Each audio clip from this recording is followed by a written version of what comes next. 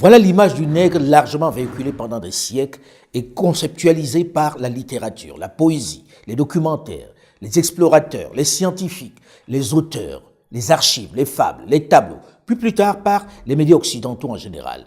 Le cliché du noir intégré, fixé par l'imaginaire collectif au fil des siècles. Celui du nègre primitif, barbare, proche du singe, avec un pois chiche à la place du cerveau, avec une lente évolution. Celui que l'on doit éduquer, celui qui, comme le chantait l'ancien hymne national du Cameroun, vivait dans la barbarie et que l'on doit peu à peu sortir de sa sauvagerie. Celui à qui l'homme blanc apportait la lumière, la civilisation et même le bon Dieu. Celui à qui l'homme blanc donnait un peu d'humanité en somme. Il en a fait presque un homme. L'être supérieur, généreux, sensible, c'était l'occidental, maître des sciences et de la technologie, détenteur du savoir, celui qui a travaillé à ériger les droits de l'homme, celui qui a sacralisé l'humain, qui pour cela a mis sur pied le droit international. Quel tableau, quelle imposture, quel mensonge collectif. Manifestement accepté ou au moins intégré de tous. La vérité est tout autre lorsque l'on vit les convulsions de notre galaxie. On en est loin, très loin. Il serait temps d'en finir avec ce cliché, avec cette propagande que l'hégémonisme occidental a érigée en religion. Le danger, le barbare, la menace sur le monde, ce n'est pas l'Africain.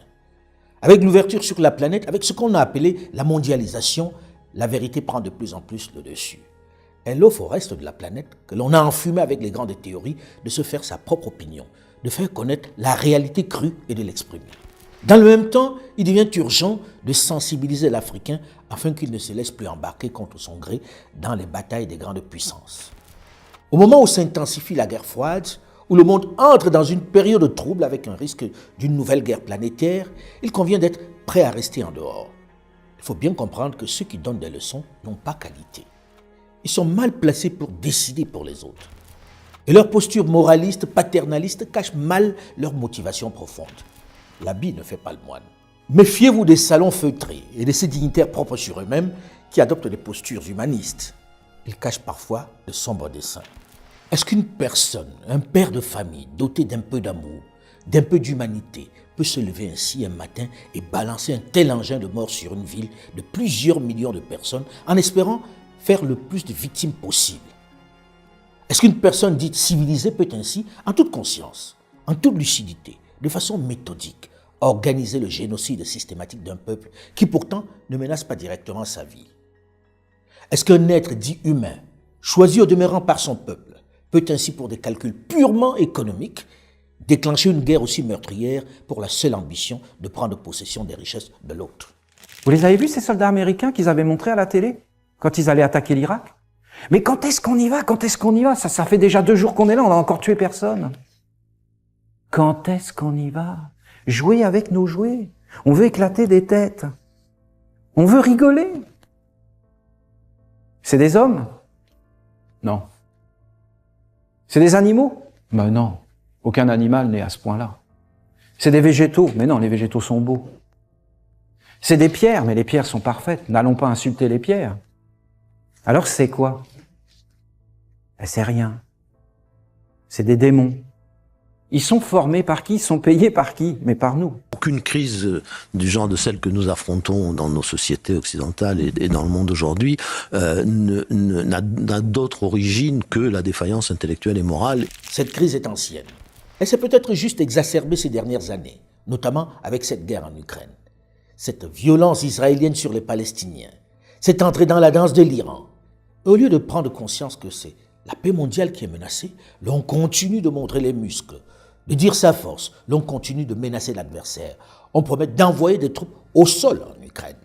Les États qui déclarent qu'ils n'ont pas de ligne rouge par rapport à la Russie, ils doivent alors comprendre qu'en Russie, il n'y aura pas non plus de ligne rouge par rapport à ces États. Si nous envoyons des troupes au sol, savons-nous si, du côté russe, d'autres pays enverront de l'autre côté des troupes au sol? Est-ce que nous aurons des combattants africains? Est-ce que nous aurons des combattants asiatiques? Est-ce que nous aurons des combattants moyen-orientaux face à nous, dans ce Sud global qui a aussi envie de régler des comptes? Vous vous souvenez comment a commencé la guerre du Vietnam pour les Américains? Ils ont commencé par envoyer des instructeurs. Au bout de 4 ans, ils étaient un demi-million. Si les troupes françaises se montrent sur la zone de conflit, elles deviendront inévitablement des cibles pour les forces armées russes. Pardon de vous dire les choses crûment, et elles me cuisent. Elles me cuisent. Nous ne sommes pas en état d'affronter la Russie. Nous ne sommes pas en état. Et la Russie, je le redis à ceux qui n'ont jamais lu un livre d'histoire, et à ceux qui l'ont lu pour le leur rappeler, personne ne peut vaincre un pays qui est sur 7 fuseaux horaires et qui a déjà vaincu aussi bien Napoléon que Hitler. Éviter une confrontation mondiale. Nous ne permettrons à personne de menacer notre pays et nos forces stratégiques sont toujours en état d'alerte. C'est une situation dangereuse. Mais que se passe-t-il s'il y a un autre front qui s'ouvre? Il s'est ouvert le front de Gaza et le front au Proche-Orient. Mais il y a d'autres fronts qui peuvent s'ouvrir. En Corée, en Afrique. Et alors nous allons comme ça faire la guerre sur les 5 continents. Il faut prendre en compte cette réalité. Le monde ne se réduit pas au drame et à la tragédie ukrainienne. Ukraine can stop Putin if we stand with Ukraine and provide the weapons that needs to defend itself. La règle de la dissuasion, c'est d'être assise sur le principe de destruction mutuelle assurée. C'est-à-dire que si l'un emploie la bombe, l'autre répond, et qu'à la fin, on est tous morts. Que se passe-t-il si des Français, M. Macron a dit, ça n'est pas exclu, des Finlandais, des Polonais le font, c'est leur choix. Est-ce que ça nécessitera un consensus de l'OTAN ? Encore une fois, pour moi, j'évite les hypothèses pour l'avenir. Notre politique est claire, la politique du président Biden est claire, il n'y aura pas de troupes américaines sur le sol ukrainien. Pourquoi ? Parce que pour nous, c'est quelque chose qui nous mènera plus proche d'un conflit direct avec la Russie. Ce que nous voulons éviter, ce n'est pas dans notre intérêt, ni dans l'intérêt des alliés, mais en même temps... Est-ce que ce serait une sorte de coup de canif dans le pacte, disons, depuis la guerre froide, où il n'y a pas d'affrontement direct entre les deux puissances nucléaires, le fait que des troupes au sol aient lieu ? Pour nous, c'est une question d'intérêt national. Ce n'est pas dans notre intérêt d'avoir un conflit direct avec la Russie. Ukraine did not ask you to send your soldiers to fight against Russian occupiers. Ukrainians are holding the front line on their own, receiving military assistance. But now, the assistance is still very limited. And in particular, we are still waiting for new support packages from the United States. American support has been in question for too long. C'est encore plus proche de chez nous, là, et donc il faut être prêt à le faire. Mais oui, si on veut avoir la paix, il faut la protéger. C'est pour ça qu'il faut s'armer, et c'est pour ça qu'il faut être dissuasif et crédible vis-à-vis parfois de nos adversaires, en leur disant si vous allez trop loin et que vous menacez mes intérêts, ma propre sécurité, alors je n'exclus pas d'intervenir. On est en train de nous expliquer qu'il est nécessaire de faire la guerre à la Russie, mais moi je veux qu'on m'explique pourquoi, en quoi elle menace la France. En quoi elle menace les intérêts vitaux de la France? En quoi le sort de l'Ukraine est-il vital pour la France? Si vous voulez arrêter les combats en Ukraine, cessez de fournir des armes. Ces combats prendront fin dans 2 mois au maximum. C'est tout, c'est la première chose. Vous avez imaginé que la Russie voulait attaquer l'OTAN. Avez-vous perdu la tête? Êtes-vous stupide comme cette table? Qui a eu cette idée? C'est des conneries. Vous comprenez? Des conneries. On est pour l'ordre international, les règles. La Charte des Nations Unies, signée et ratifiée par la Russie également. Elle l'a violée, cette charte. Et elle la viole chaque jour. La Russie est grande comme 46 fois la France, à 2 fois la superficie des États-Unis d'Amérique, à 150 millions d'habitants. Il y avait des conditions qui ont été discutées entre les Russes et les Ukrainiens et qui ont été déchirées par Boris Johnson, ex-premier ministre britannique, qui a appelé Zelensky et qui a dit qu'on va gagner sur le champ de bataille. On voit le résultat. Et donc, c'est une perte de 2 générations en Ukraine à cause de cette phrase de M. Johnson. Aujourd'hui, tous ces dirigeants semblent plus animés par le désir de montrer leur force que de chercher la paix. Chacun semble persuadé qu'il peut faire reculer l'autre. Nous ne laisserons pas la Russie gagner. La France ne peut s'effacer devant ses responsabilités. Slava Ukraini! Réfléchissez, vous vous imaginez quoi? Que la Russie va nous envahir, traverser 6 pays pour venir envahir la France? Ça n'existe pas. Il y aura donc directement des frappes d'abord depuis l'espace, qui couperont l'électricité, qui saboteront tout, et puis ensuite c'est la guerre. Alors, on ne sort pas de son chapeau comme un lapin l'idée d'aller faire la guerre en Ukraine sans s'être préparé un temps soit peu. Si je choisis ainsi de revenir sur des événements tragiques, meurtriers, violents de notre histoire contemporaine, c'est parce que cette fois-ci, c'est toute la planète qui est menacée. Et croyez-moi, je ne dramatise pas. Il faut qu'ils sachent que tout cela peut réellement entraîner un conflit avec l'utilisation de l'arme nucléaire et donc la destruction de la civilisation. Mr. Secretary, you have presided over the worst foreign policy disaster of modern times. When Joe Biden became president, he inherited peace and prosperity in the world. We now have two simultaneous wars waging, the worst war in Europe since World War II and the worst war in the Middle East in 50 years. Both, I believe, were caused by this administration's consistent weakness. And indeed, your foreign policy is precisely backwards from what a rational American foreign policy should be. To our friends and allies, this administration has consistently undermined, weakened, and attacked them. And to our enemies, this administration has shown constant appeasement and indeed has flowed billions of dollars to the enemies of America who want to kill us. Comprenez-vous, oui ou non, que si l'Ukraine rejoint l'OTAN et récupère militairement la Crimée, les pays européens seront automatiquement entraînés dans un conflit militaire avec la Russie? Bien sûr, les potentiels de l'OTAN et de la Russie ne sont pas comparables. Nous le savons. Mais nous savons aussi que la Russie est l'une des premières puissances nucléaires. Et, dans certaines de ses composantes modernes, voire, même, en avance sur beaucoup d'autres pays. Il n'y aura pas de vainqueur, et vous serez entraînés dans ce conflit contre votre volonté. Et vous n'aurez même pas le temps de cligner des yeux quand vous aurez à appliquer l'article 5 de l'OTAN. Russian President Vladimir Putin, after a visit to North Korea, suggested supplying weapons to Pyongyang in response to Western arms support for Ukraine. He emphasized a new defense treaty with Kim Jong-un and warned South Korea against arming Ukraine, promising repercussions. Putin dismissed claims of North Korean military aid to Russia, but hinted at revising Russia's nuclear doctrine due to Western developments in low-power nuclear devices. He reiterated the strength of Russia's nuclear arsenal and warned the West of global conflict risks if it deepens involvement in Ukraine. Je disais Montesquieu, il dit il faut condamner celui qui fait la guerre, mais il faut encore plus condamner celui qui a rendu la guerre inévitable. Quand on réunit les conditions d'un embrasement, il suffit parfois d'une petite étincelle pour mettre le feu aux poudres. Et c'est ça qui nous menace aujourd'hui. Parce qu'aujourd'hui, on a le sentiment, en écoutant la télévision, qu'on est au bord de la guerre. Ça ne veut pas bien de dire ça. Ce n'est pas politiquement correct ce que je vais exprimer. Je sais qu'ils vont être des hordes de bien-pensants, des pseudo-gardiens de la morale, à me tomber dessus à bras raccourcis. Mais les faits sont têtus et il faut les nommer. La culture occidentale, je n'ose pas dire l'homme blanc, par peur d'être taxé de racisme, est violent. Sa civilisation est cruelle.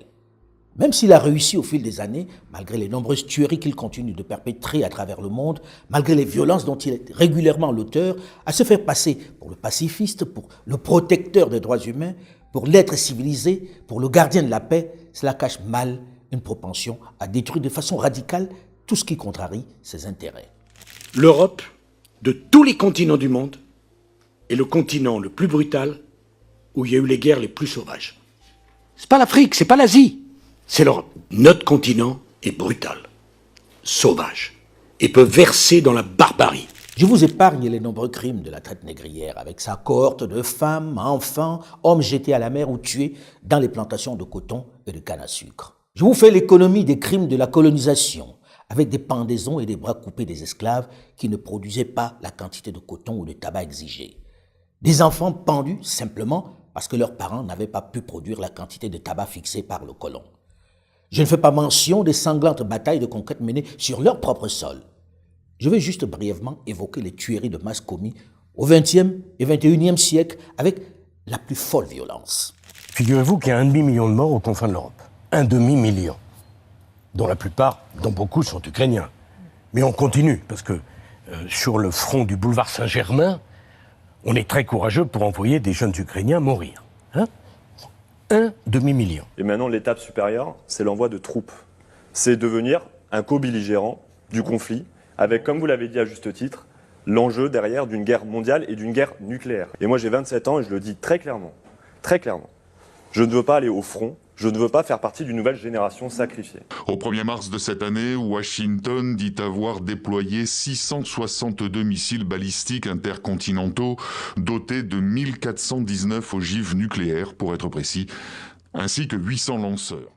Sérieusement, il faut être pas normal. Il faut avoir un grain pour fabriquer de tels arsenaux de morts. Il faut quand même être un peu frappadingue pour se coucher le soir avec ses enfants, dans la chambre d'à côté, et en même temps mettre au point de tels engins qui puissent tuer de façon non discriminée autant de personnes. Et en être fier et l'exhiber comme un trophée, comme une réussite, un progrès. Si c'est cela être développé, si c'est cela être civilisé, peut-être que l'on devrait s'abstenir chez nous de le devenir. Je ne dis pas que l'Africain soit meilleur, non. Mais force est de constater au fil des siècles que les plus grandes tueries de masse, les plus sanglants génocides programmés et exécutés sont le fait des Occidentaux pour l'essentiel et des Blancs en général. Ce n'est pas politiquement correct de le dire ainsi, je le sais. Mais c'est un constat qu'il faut nommer et adresser clairement à un moment afin que les dirigeants du Nord en prennent conscience et que leur peuple exerce la pression nécessaire sur eux pour calmer cette cruauté au lieu de se complaire dans des explications qui les confortent. De mémoire d'humains, on n'a pas encore assisté à de telles tueries en Afrique. On dira que ces nègres sont armés de simples armes blanches. Peut-être que cela vaut mieux, et que l'on aurait dû en rester là. Le barbare, le sauvage qui menace la planète n'est pas celui que l'on caricature avec un os dans le nez et une lance à la main, se lançant à l'assaut de l'animal ou de l'ennemi. C'est celui qui programme froidement de tels engins de mort. C'est celui qui, de façon froide, calcule, organise ces tueries de masse pour montrer sa supériorité, pour asseoir sa suprématie ou s'accaparer les biens de l'autre. Lorsque l'on remonte dans l'histoire, ce sont les mêmes qui ensanglantent de façon systématique le monde. Souvenez-vous Hitler exterminant le peuple juif en organisant soigneusement les camps de concentration. Et dans le même temps, Winston Churchill, le premier ministre britannique, adulé de tous, héros de la guerre, balançant un tapis de bombes sur Dresde en Allemagne. Churchill, au début de la guerre, dit on fait la guerre aux militaires et pas aux civils. Il finit la guerre en bombardant Dresde. Entre 40 000... C'est combien de morts, Dresde? C'est 40 000 à 80 000 morts en une nuit. Entre 40 000 à 80 000, c'est pas... Brûlés vifs. Brûlés vifs. Dans cette folie des hommes, les Occidentaux ont commis tellement de génocides, ils ont fait tellement de morts que l'on se demande si la vie humaine a la même valeur pour eux. Quand les Américains, avant même la bombe atomique, bombardent Tokyo, la dernière fois qu'ils bombardent Tokyo, c'est 100 000 morts. Aujourd'hui, on est passé à la vitesse supérieure. Le nucléaire qui doit simplement nous effacer tous de la surface de la Terre en appuyant simplement sur un bouton. Ils se sont arrogés ce droit-là. J'ai du mal à respecter celui qui, sous prétexte de la dissuasion nucléaire, met son ingéniosité à créer de tels arsenaux. Pour moi, c'est lui le barbare. Et c'est incongru que ce soit celui qui prodigue les leçons de morale, qui parle de paix, qui dicte ses règles aux autres. Lorsque l'on a autant de sang dans les mains, on doit avoir la décence de ne pas s'ériger en modèle. On doit avoir la correction de ne pas essayer d'imposer encore une fois par la force sa civilisation de la violence au reste du monde. Hitler kills 2 million white people. He is the most evil man that ever lived. Leopold kills 20 million Africans. He still does not appear on the list of the most wicked people that ever lived on the earth. Il est regrettable et inacceptable que l'Occident collectif continue de poursuivre des tendances hégémoniques qui violent de manière flagrante l'égalité souveraine des nations, la justice et l'équité telles qu'elles sont incarnées dans la Charte des Nations Unies. Tout le monde s'accorde à dire que l'unipolarité n'a pas sa place dans la politique mondiale moderne et les relations économiques internationales. Nous, occidentaux, nous avons confondu hégémonie et universalisme. Au prétexte que nous étions hégémoniques, nous avons dit nos valeurs sont universelles. Donc nous avons une position de surplomb vis-à-vis du monde entier, de l'Afrique en particulier, sauf que l'Afrique ne l'accepte plus. Et cette position de surplomb, il va falloir l'abandonner. Voilà la raison réelle de la distance, du rejet que manifeste le Sud désormais pour le Nord. Cette propension à penser que son concept, sa culture, doit s'imposer aux autres, qu'elle détient la vérité et qu'elle doit être universelle, que son modèle doit être adopté par les autres de façon forcée. Un modèle biaisé qui ne sert que ses intérêts et qu'il viole allègrement lorsque cela l'arrange. Les relations entre les peuples comme entre les hommes, elles se décomposent en 3 phases. La première, c'est le droit, pour résoudre les conflits. Ça marche pas. Et pour que ça marche, il faut déjà que tout le monde soit d'accord sur la légitimité de ce droit. Ce qui n'est pas le cas. Le droit international qu'on brandit, j'ai dit un jour comme les Saint-Sacrements, c'est bien, mais une bonne partie du monde ne croit pas à la légitimité de ce droit. Et nous-mêmes, nous n'y croyons que quand ça nous arrange. On pourrait refaire la liste des cas où nous l'avons violé délibérément depuis quelques décennies. C'est notre politique de double standard. Elle est plus supportée en Afrique. Plus du tout. Le coup d'État au Tchad, c'est très bien. Le fils Déby prend le pouvoir, c'est un coup d'État, puisqu'il suspend les institutions. Avec l'accord des Français. Avec l'accord des Français, avec la présence du président. Qui légitime. Exactement, qui va aux obsèques qui du père, mais qui légitime le coup d'État d'État en allant sur place. Et puis, vous faites 1500-2000 km vers l'ouest, vous allez au Mali, et puis là, vous dites, ah bah non, le coup d'État, c'est pas bien, la junte n'a aucune légitimité, c'était les propos de Jean-Yves Le Drian. Au regard de cette menace globale, j'ai envie de dire au généralissime Lecointre, l'ex-chef d'état-major des armées de France, qui voit dans l'Afrique l'une des plus grandes menaces pour l'Europe, de mesurer de façon objective où est le réel danger pour son continent. Ceci bien sûr s'il parlait en toute sincérité. C'est aux Africains de se protéger de la pression venue du froid, qui menace notre quiétude par des ingérences de moins en moins feutrées, par l'arrogance, l'hégémonisme, l'orgueil et la cupidité. Désormais plus que par le passé, ils veulent nous faire prendre position dans leurs conflits. Ils veulent nous imposer leur choix. One of the mistakes which some political analysts make is to think that their enemies should be our enemies. That we can and we will never do.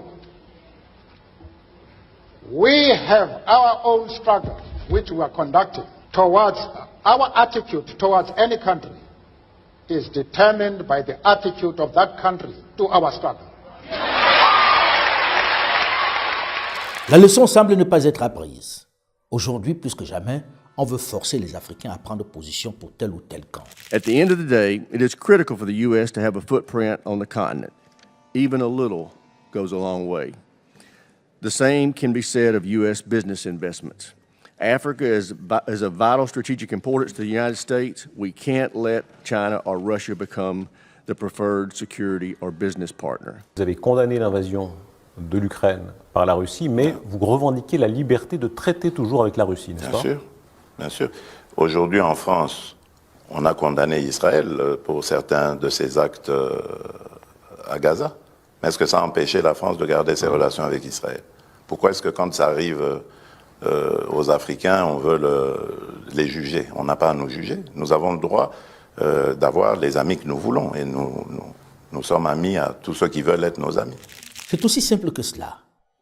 Et c'est ce que les Africains souhaitent faire comprendre aux Occidentaux. D'arrêter d'importer leurs guéguerres, leurs affrontements chez nous. D'arrêter de nous dire qui nous devons fréquenter ou pas. En réalité, ce contre quoi la jeunesse africaine s'insurge, et avec raison, c'est cette tentative de transporter chez nous leurs différends. Et ce qui est impressionnant et totalement refusé par la jeunesse africaine, c'est recevoir cette leçon des gens qui sont convaincus que leur modèle doit absolument être le nôtre. Nous devons l'adopter tel qu'ils nous l'ont enseigné pendant tant de décennies dans les centres de conditionnement que constituent nos écoles. Il faut qu'on applique leur modèle. Et le ton professoral pour le dire sur les médias est juste insupportable, condescendant. Le fait que ce soit au détriment des démocraties ne vous gêne pas ? Que ce soit des régimes autoritaires ? C'est quoi la démocratie ? Alors, il y a une différence. Quand on vit dans une démocratie ou dans une dictature, je vous assure qu'il y a une grande différence. C'est vrai que, permettez-moi d'inverser un peu les rôles, c'est quoi la démocratie ? Je me suis rendu en Chine au mois de mai dernier, de l'année passée, et donc j'ai vu des Chinois à qui j'ai parlé en aparté, qui m'ont dit qu'ils étaient heureux de vivre dans leur pays et dans le système dans lequel ils sont. Qui suis-je pour aller juger ce système et dire qu'il n'est pas démocratique ? C'est malheureux, ils sont déportés, arrêtés, torturés. Où voyez-vous ça ? Non, je ne le sais pas, sincèrement. Oui, Tiananmen, mais c'est une manifestation comme toute autre. Il y en a eu ici. N'y a-t-il pas eu de manifestations à Paris qui ont causé des morts ? Les temps ont changé et les dirigeants africains, même si on peut leur reprocher encore beaucoup de choses, sont quelques-uns à prendre peu à peu leur distance, à se donner un peu de liberté de penser que par le passé. Je sais que la plupart d'entre eux ont déçu, qu'ils ont trop souvent été les complices des grandes puissances, qui les ont souvent servis parfois avec beaucoup de zèle. Mais aujourd'hui, très certainement, sous la pression d'une opinion publique plus avertie, plus informés, plus connectés, ils se sentent un peu plus libres de prendre les positions différentes, d'écouter leur jeunesse. Je vais vous dire aujourd'hui, que ce soit au niveau des élites ou de la jeunesse, la question qui se pose, c'est qu'est-ce qu'on gagne dans une relation avec l'Europe qui date de plusieurs siècles, qui n'a pas produit du développement chez nous, qui ne nous a pas aidé forcément à transcender nos questions de développement central, de lutte contre la pauvreté, d'emploi pour les jeunes, d'émancipation des femmes. The Western model is essentially about election, election-driven, voters-oriented. So the key problem with that is populism, this trend towards low-minded populism has become inevitable. The Chinese system is much more sophisticated. In other words, before the Chinese leaders come to this top leadership level, top echelon leadership, they've already governed at least 100 million people. Yeah. So by far the Chinese for leadership extensive is period far of more time. competent. Yeah. We produce statesmen, they produce politicians. So with all my Chinese modesty, the Western political system outdated. Et qui est surtout l'héritage de la mission civilisatrice de l'homme blanc. C'est qu'il va falloir arrêter ce concept de développement. Nous ne sommes pas en charge du développement du continent africain. Ça n'est pas la mission de l'Occident, c'est la mission des Africains. Nous, ce que nous sommes en charge, c'est nos intérêts, c'est nos valeurs, et c'est de construire des partenariats avec ceux qui veulent faire un bout de chemin avec nous. C'est ça. Donc ce développement, moi, dès que j'entends quelqu'un parler de développement, je sais que c'est une personne qui regarde de haut les Africains et qui dit « je vais vous expliquer comment faire ». China has established a system of meritocracy. A good example of this were the profiles of China's new leaders elected at the 19th Party's Congress. 6 of the 7 of the top leaders, members of Standing Committee of Political Bureau, have run provinces or province-level municipalities, many of which, in terms of population or GDP, are equivalent to many nations combined. Indeed, the Chinese system of meritocracy today makes it inconceivable that anyone as weak as George W. Bush or Donald Trump could ever come close to the position of a top leadership. Winston Churchill's famous dictum, democracy is the worst form of government except for all those other forms that have been tried, may be true in the Western political and cultural context. And many Chinese even paraphrase Churchill's remark into what Sun Tzu, China's military strategist of the 6th century BC, called 下下策, or the least bad option, which means a system that would allow for the exit of bad leaders through regular elections. But in China's Confucian tradition of meritocracy, a state should always strive for what's called a 上上策, or the best of the best options, by choosing leaders of the highest caliber. This is by no means easy, but efforts to this end should be ceaseless and continuous.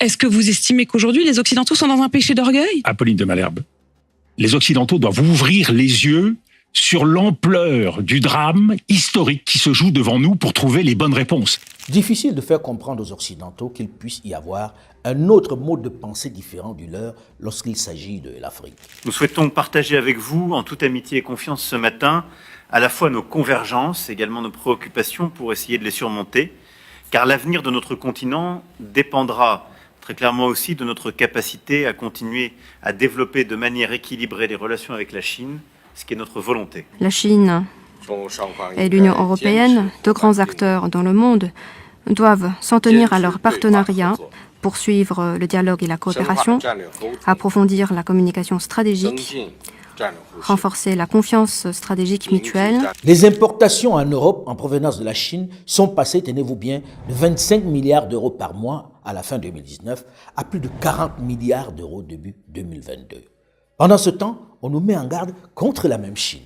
Nous, qui sommes la 7e puissance mondiale aujourd'hui et qui descendons peu à peu, est-ce qu'on peut dire, on veut pas fréquenter la première puissance mondiale de demain, on ne s'intéresse qu'à la seconde, à savoir aux États-Unis, hein? Comment, alors on va dire, non, celui-là on le fréquente pas. C'est absurde, hein? Le système chinois, moi je suis pas un admirateur du système chinois, mais vous savez, en Chine, il y a des choses très bien et des choses sont pas bien. Mais aux États-Unis aussi, hein. Quand je vois, moi, les retraités aux États-Unis dans des caravanes parce qu'ils ont plus d'argent et qu'ils sont obligés de bosser jusqu'à le jour de leur mort, hein, parce que y a pas de retraite, y a pas de ci, y a pas d'avantages sociaux, y a rien. Bon, je dis c'est peut-être pas exactement le pays rêvé dont je pensais. Ça n'est pas la Chine, la Russie et Wagner qui vont apporter des solutions durables aux très grandes difficultés que connaissent ces pays africains et leur population. Nous ne serions pas assez matures, pas adultes pour veiller suffisamment sur nos intérêts face à eux? Nous serions trop nuls, trop naïfs et immatures pour traiter avec eux? En somme, nous ne sommes bons que pour commercer avec les Européens qui ont veillé si bien sur nos intérêts pendant tant de siècles. Si on prend les pays, les anciennes colonies de France, par exemple, toute l'Afrique de l'Ouest, non seulement il n'y a aucune centrale nucléaire, non seulement il n'y a aucune ligne de chemin de fer à grande vitesse, il n'y a toujours pas accès à l'eau, c'est-à-dire que on a eu une politique, si vous voulez, de non-développement qui a été mise en place. Aujourd'hui, avec ce changement de paradigme, avec l'émergence des BRICS, on a cette politique de développement mutuel. Ce qui d'ailleurs crée un contexte géopolitique extrêmement complexe, puisque l'Occident, qui est en perte de vitesse, voit aujourd'hui la Russie et la Chine lancer des partenariats tous azimuts avec l'Afrique sur des vrais projets concrets qui permettent vraiment à l'Afrique de s'industrialiser. Donc ça pose un problème parce que l'Occident n'est pas d'accord et décide de s'y opposer. Soyons sérieux et clairs afin que ce soit compris de tous de façon définitive, afin qu'on enlève cette pesante ambiguïté, ce faux semblant qu'entretiennent les dirigeants occidentaux pour se donner bonne conscience devant leur population, en même temps qu'ils accomplissent leurs sombres desseins. Les Africains ne sont pas contre l'Occident, ils sont pour l'Afrique. C'est très différent. Ils veulent mener leur barque par eux-mêmes, sans ingérence des autres. Ils veulent avoir le choix de leurs partenaires, de leurs amis. Nous n'avons pas besoin d'être pour ou contre un autre continent ou un autre pays, non. C'est énergivore et ne rapporte à rien. Nous sommes pour l'Afrique, ce qui nous met dans une position constructive, positive. Mais le sentiment qu'il y a sur le sol africain par les élites, les nouvelles élites, par les jeunes, c'est que finalement, est-ce que ça en vaut la peine, plusieurs siècles après, qu'on soit dans une relation qui n'a pas produit ce qu'elle avait, qui était au départ une relation violente d'ailleurs, hein. On ne comprend pas ce qu'est la période de post-colonial 60 jusqu'à la chute du mur de Berlin en 90, il y avait un système intégré politique, militaire, financier français qu'on appelle, pour faire court, la France-Afrique. La France a cru qu'on pouvait poursuivre un peu, rester comme ça. Tout le monde regardait la réunification de l'Allemagne, personne regardait l'Afrique se mondialiser. On parle de la Russie, mais vous avez la Turquie, vous avez le monde entier en Afrique. Et la France est toute surprise de voir que sa coopération, on n'en veut pas forcément, etc. Et vous avez cet anachronisme refoulé africain qui fait en disant maintenant on veut d'autres partenaires, c'est tout. Antoine Glaser. En fait, on a gardé un système qu'on a fossilisé pendant que l'Afrique évoluait. Mais elle n'a pas évolué du jour au lendemain. C'est-à-dire que de plus en plus, ce système qu'on appelle la France-Afrique, avec le franc CFA, les bases militaires, les armées qui interviennent à chaque fois qu'il y a un problème de sécuritaire, ce système était de moins en moins compris. Mais enfin, ça n'a pas daté de hier. Ça a explosé récemment, on peut le dire. Mais il fallait que cette Est-ce qu'il y a une responsabilité d'Emmanuel Macron? Oui, c'est une responsabilité de François Hollande, de Sarkozy, de François Hollande et aussi de Emmanuel Macron de n'avoir pas compris ces évolutions et de ne pas avoir piloté la politique africaine pour l'adapter. De toute évidence, il fallait supprimer le franc CFA parce que c'est une compétence souveraine, les questions monétaires. Il fallait fermer sans doute certaines bases militaires. Il fallait aussi communiquer autrement. Il fallait se comporter autrement aussi. Il fallait pas garder Barkhane avec une armée française occupant pratiquement le Mali pendant près de 10 ans. C'était forcément incompris par la population, surtout si cette armée française se substitue à l'armée locale, si elle communique seule comme en terrain conquis. Toutes ces erreurs accumulées, toutes ces maladresses ont fini par faire exploser les choses au Mali et par contagion dans les autres pays de la région aussi. Diversifier, on diversifie. Vous l'avez remarqué, il y a plusieurs missions qui ont été effectuées, d'autres sont à venir. pour vraiment scruter d'autres horizons. Parce que nous voulons des partenariats, comme on aime le dire, gagnant-gagnant, franc. Si on nous dit « je vous donne ça et je veux ça en retour », on discute, on s'entend, si ça nous arrange, on le fait. Mais nous ne voulons peut-être pas de partenariat un peu flou, un peu pas clair, si je peux dire, déséquilibré, non. Donc c'est ça. Donc ce qui fait qu'on recherche beaucoup d'autres partenaires dans cette lutte-là. Mais il n'y a pas une dent contre un partenaire particulier ou une haine contre un partenaire particulier. Aujourd'hui, vous avez quand même une variété d'offres de partenariats. C'est ce que j'allais dire, madame. Que ce soit la Chine, l'Inde, le Brésil, la Russie, l'Afrique du Sud, le Kenya, le Nigeria, on va être ouvert à voir ce qu'il y a comme bénéfice pour nous. Et ça, c'est une chance pour l'Afrique? Absolument. Ou un risque? C'est une chance. C'est une chance, vous le savez. L'économie, la position monopolistique, c'est jamais bon pour le consommateur. Alors là, il y a une ouverture du point de vue du partenariat. Avant, avec l'Europe, maintenant, il y a d'autres possibilités. Des partenaires qui sont un peu plus liquides que l'Europe. C'est aussi ça la réalité des choses. Il y a une longue période où je pense, comme la plupart des Américains vétérans de la guerre froide, que l'Occident a accumulé les erreurs et les provocations et les maladresses. Mais pas par complaisance par rapport à la future Russie redevenue nationaliste, par, disons, désinvolture, ignorance. On a gagné. On a gagné globalement et on s'en fiche un peu de ce que pensent les Russes, les Chinois, les Arabes et les Africains. Si lutter contre tous ces travers, toutes ces ingérences, tout ce mépris, c'est être anti-français ou anti-européen, alors dans ce cas, nous n'avons pas la même conception de la notion de compte. Par exemple, un élément de la France-Afrique qui est quand même indéniable, ce sont nos bases militaires. Nos amis britanniques ont un empire colonial 2 ou 3 fois plus important que le nôtre en Afrique, n'ont pas de bases militaires. Pourquoi avons-nous des bases militaires en Afrique? Ce n'est pas pour défendre l'Afrique, c'est donc pour intervenir dans les affaires africaines. Si dénoncer cette présence militaire française, c'est être anti-français, alors on n'est pas prêt de sortir de l'impasse. Ce que demande l'Afrique, c'est de la laisser libre de ses choix, c'est tout. Elle n'a plus envie d'être au centre de vos luttes d'intérêt ou d'influence. Elle veut prendre son destin en main. Avoir le droit de se tromper, de tomber, de se relever, de marcher, de construire, mais avec ses propres idées. C'est ainsi que l'on apprend. C'est ainsi que l'on se construit. Et c'est le désir d'une jeunesse désormais plus instruite, plus outillée et plus ouverte, prête à concevoir et développer son propre modèle. Il est connu que l'on ne peut pas faire entrer un carré dans un rond et vice-versa. Ce n'est pas en insistant que l'on y arrivera. Alors arrêtons de faire pression en sachant que ça ne marche pas et laissez faire le génie créateur de la jeunesse africaine. Je voudrais vous remercier pour votre fidélité à ma chaîne YouTube qui compte de plus en plus d'abonnés, mais également pour mes autres plateformes digitales où vous êtes de plus en plus nombreux malgré les faux comptes qui continuent de se multiplier. Surtout que les cybercriminels sont de plus en plus actifs et rivalisent d'ingéniosité pour s'approprier le travail des autres. Ils n'éprouvent aucune gêne à brouiller notre message. Depuis l'annonce de l'arrivée imminente de notre chaîne Afromédia, se sont multipliés de nombreux faux comptes. Je souhaite vous mettre en garde contre ces comptes qui ne nous engagent pas, qui ne sont pas les nôtres, et que je vous demande de dénoncer. Je voudrais également vous informer que les différentes plateformes de notre chaîne AFO sont désormais disponibles, c'est-à-dire le site internet avec sa Web TV, les applications Android et iOS que vous pouvez d'ores et déjà télécharger en attendant notre lancement officiel dans quelques mois. Pour faire simple et ne pas se tromper avec votre smartphone et votre tablette, comme au restaurant, scannez le QR code qui s'affiche sur votre écran et vous entrerez directement dans l'univers AFO. Nous vous y attendons parce que c'est un tournant dans notre aventure en commun. Rejoignez l'univers AFO, celui qui vous propose le narratif africain sans complaisance, mais sans condescendance.